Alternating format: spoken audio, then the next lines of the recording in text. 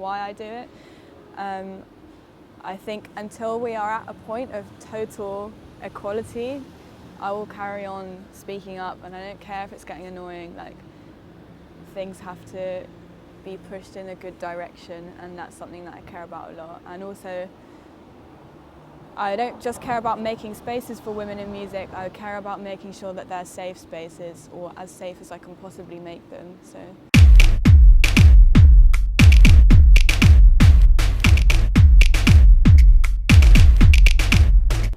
I'm Martha. I'm a DJ from Peckham, SE15, and I play on the radio, and I'm a radio producer as well.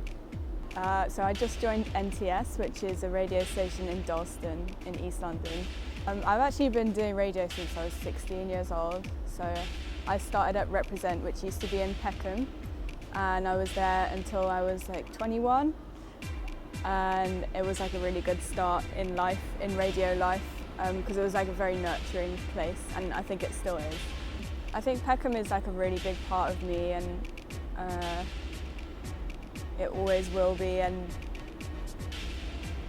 like, I think where you're from kind of always influences your work, whether you want it to or not. And I think Peckham is a funny one because it's had so much change since I was younger. But I think a good thing about that change is that you can like make it work for you, and just make sure that you're involved in the changes and the conversations that happen in your area, and you're not getting left behind. I don't know, like I always listened to Radio 1, which is where I work. So from 14, like I wanted to work at Radio 1. Like I didn't understand like what the jobs were there or how they made the radio, but I wanted to find out. And so it was like listening a lot, and when I started to do radio, I just felt like it was like, I don't know, just the only way that I can really express myself, because I'm very shy.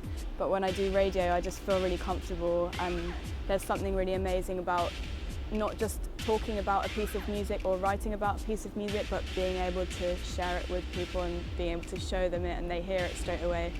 And it's just like a really intimate medium, because like if someone's listening to you in their headphones, then you're literally just whispering in their ears about the music that you like and why you like it. So it's very special. I think really the mentors around me made me think that I could do stuff, because in my school I never really felt like I could do any of the things that like were kind of like the normal path, like because I didn't go to uni. There was nothing that I would have wanted to study at uni. I just wanted to work straight away, and like the mentors in my life, like Gavin and Rebecca, they helped me to like understand that I could do anything that I wanted to do, and it doesn't matter like if I don't have a degree or whatever. It's about like just being creative and being persistent and being nice. To uni, it meant that like my school didn't really know what to do with me at the end of school, and they just sort of like were like, oh, we don't know how to process you because you're not getting us any like points because you're not going to uni. So I felt like I was a bit on my own, but my parents were fine with it because they're both creative, so they understand that there's not always a certain way of doing things, and also they didn't go to uni.